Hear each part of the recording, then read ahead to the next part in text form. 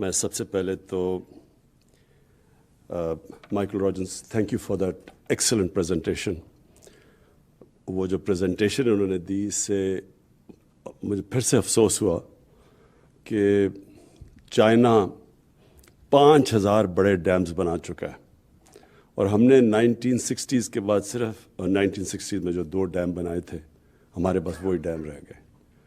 اور یہ جو انہوں نے ابھی پریزنٹیشن دی اس میں یہ بھی افسوس ہوا کہ اس کوتاہی سے، اس کوتاہی کی وجہ سے ہمارے ملک کو کتنا بڑا نقصان ہوا.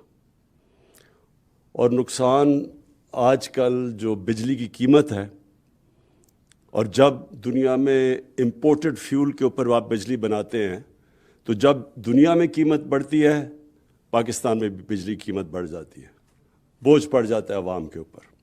اور یہ اگر ہم پانی کے اوپر بجلی بنا لیتے جو اتنا زیادہ ہائیڈرو الیکٹریسٹی کا پوٹینشیل ہے پاکستان میں، آج ہمیں یہ مہنگائی کا سامنا نہ کرنا پڑتا، کیونکہ جب بجلی مہنگی ہوتی ہے سب چیزیں مہنگی ہو جاتی ہیں. جس طرح جب تیل مہنگا ہوتا ہے تو اس سے بھی ٹرانسپورٹ ساری چیزیں مہنگی ہوتی ہیں، لیکن بجلی پاکستان میں تیل مہنگا ہونے سے بجلی بھی مہنگی ہو جاتی ہے کیونکہ آدھی بجلی تیل سے بنتی ہے. تو یہ بدقسمتی سے لانگ ٹرم پلاننگ نہ ہونے کی وجہ سے آج ہم ان مسئلے مسائل میں پڑے ہوئے ہیں. جو ملک جو سب سے تیزی سے دنیا میں آگے بڑھ رہا ہے اس کی سب سے بڑی طاقت ان کی لانگ ٹرم پلاننگ ہے. آگے کا سوچتے ہیں، الیکشن کا نہیں. ہم جس طرح ہم 5 سال میں الیکشن ہونا ہے تو اس میں جو بھی کرنا ہے اسی میں، جب تک 5 سال میں وہ نہیں نظر آتا تو بناؤ نا. چائنا کی طاقت یہ ہے کہ ان کی لانگ ٹرم پلاننگ ہے. اور ہم اپنی حکومت کا میں کہنا چاہتا ہوں کہ مجھے بڑا فخر ہے اس چیز پہ کہ ہم نے بجائے سوچنے کے الیکشن کا ہم نے آگے کی پلاننگ کی ہے. اور اسی لیے یہ جو آج ڈیکیڈ آف ڈیمز کو ہم سیلیبریٹ کر رہے ہیں آج، یہ اسی وجہ سے ہے کہ ہم نے سوچا کہ ہمیں واٹر سٹوریج چاہیے. ہمارا آگے ابھی بھی صوبوں کے بیچ میں پرابلمز ہیں. وہ کہتے ہیں کہ جی ہمارا پانی کم ہو گیا اور آپس میں پانی کا ایشوز بنا ہوا ہے. تو آگے جا کے تو جس تیزی سے ہماری آبادی بڑھ رہی ہے ہمیں تو اور زیادہ زمین کو کاشت کرنا پڑے گا. اور اگر جب سٹوریج ہی نہ ہو تو ہم زمین کو کاشت کیسے کریں گے؟ ہمارے پاس زمین پڑی ہے ڈی آئی خان میں، زرخیز زمین پڑی ہے، صرف پانی کی ضرورت ہے. اور وہاں پختونخوا کو کبھی ضرورت ہی نہ پڑے کسی اور صوبے سے گندم یا اناج کو امپورٹ کرنے کی، اگر وہ ڈی آئی خان کے اندر ہم اس زمین کو پانی دے دیں. اسی طرح بلوچستان میں لاکھوں ایکڑ زمین پڑی ہے جو اگر پانی مل جائے تو وہ سارا اس ملک پہ ہم ایکسپورٹ کر سکتے ہیں، گندم اور کاٹن. اور پھر تھر کے اندر زمین پڑی ہے. تو ہمارے پاس زمین پڑی ہے، پانی کی کمی ہے.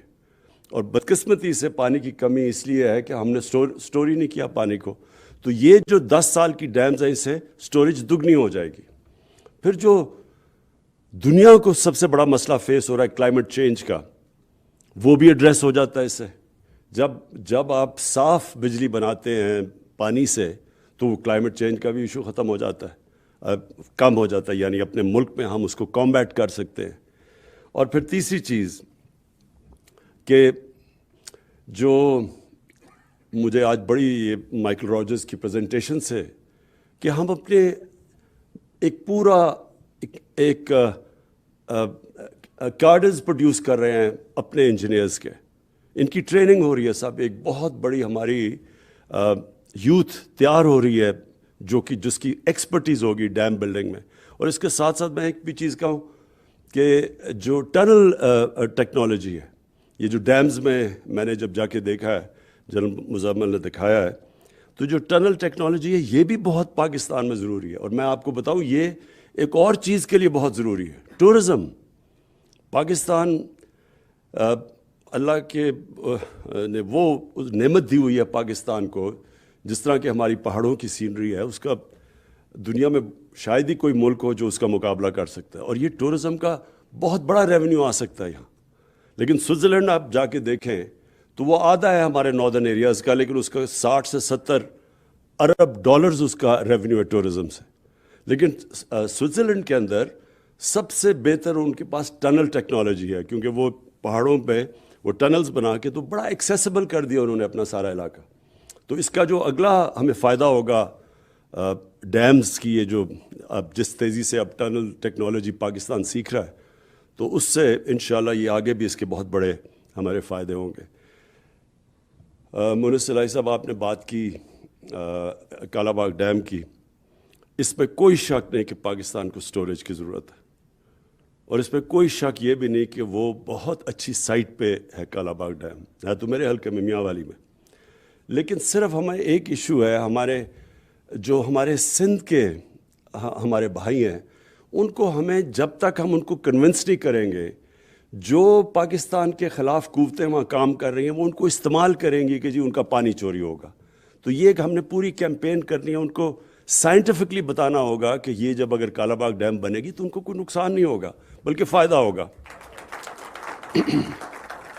لیکن اس سے پہلے اگر ہم یہ شروع کریں گے تو جو لوگ انتشار پھیلانا چاہتے ہیں وہ اس کو استعمال کریں گے. تو میرا یہ پوائنٹ ہے اس چیز کے اوپر، کیونکہ ہم ایک فیڈریشن، اور ہماری کوشش ہونی چاہیے کہ فیڈریشن میں ساری قوم کو، سارے صوبوں کو ساتھ لے کے چلیں. میں آخر میں مونس، آپ نے بڑی اچھی بات کی. آپ نے کہا کہ تحریک انصاف کو گھبرانا نہیں چاہیے میٹنگ سے. دیکھیں، تحریک انصاف کی تو میں نے ایسی ٹریننگ کروائی ہوئی ہے 25 سال میں. انہوں نے ایسے مشکل وقت دیکھیں گے تو وہ تو بیٹل ہارڈنڈ ہو چکے ہیں. لیکن جو گھبرائے ہوئے ہیں نا، ان کو اب چودھری صاحب کی صحت کا خیال آ گیا.